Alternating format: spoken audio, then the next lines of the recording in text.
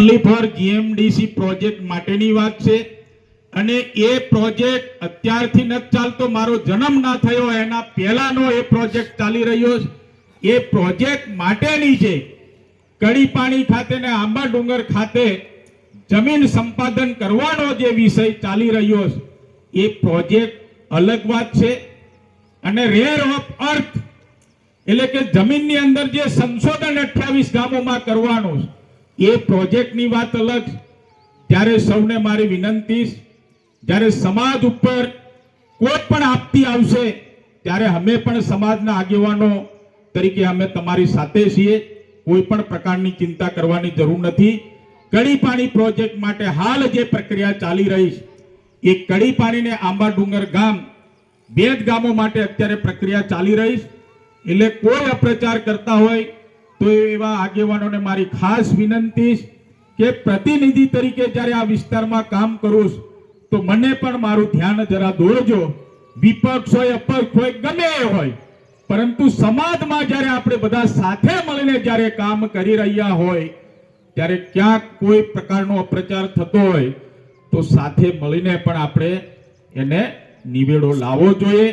એવું વિપક્ષ અપક્ષના બધા આગેવાનોને આજના તબક્કે વિનંતી કરું અને એ પ્રકારની માહિતી મને પણ આપજો.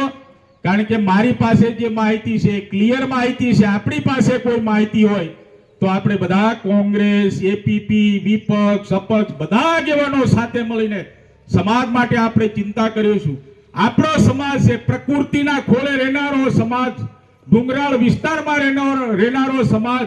મારો ફીલ જે સબરીબાઈને રામ મળવા આવ્યા હતા એવો ગૌરવવંતો સમાજ, સોમનાથના મહાદેવ મંદિર માટે પણ મારા ભીલ સમાજો ત્યાં લડાઈમાં સોમનાથ મંદિર માટે પણ રક્ષા કરવા માટે પહોંચ્યા એવો સમાજ જ્યારે ડુંગરાળ વિસ્તારમાં રહે ત્યારે આપણે અપ્રચારમાં આવ્યા વગર આપણા સમાજની દરેક આગેવાનોએ આપણે ચિંતા કરીએ એવી સૌને વિનંતી સાથે આપણો આ કવાંટ તાલુકો પ્રગતિના પંથે, વિકાસના પંથે, શિક્ષણના પંથે ખૂબ આગળ વધે અને આપણો સમાજ દિવ્ય અને ભવ્ય સમાજ બને એવું આપણે બધા સાથે મળીને કામ કરીએ.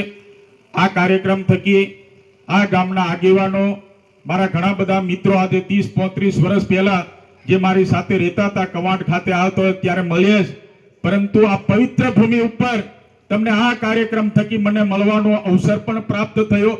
આપણા દર્શન કરવાનો લહાવો મને અહીંયાના સરપંચશ્રીએ અપાવ્યો, અમારા તાલુકાના વહીવટ તંત્રે અપાવ્યો.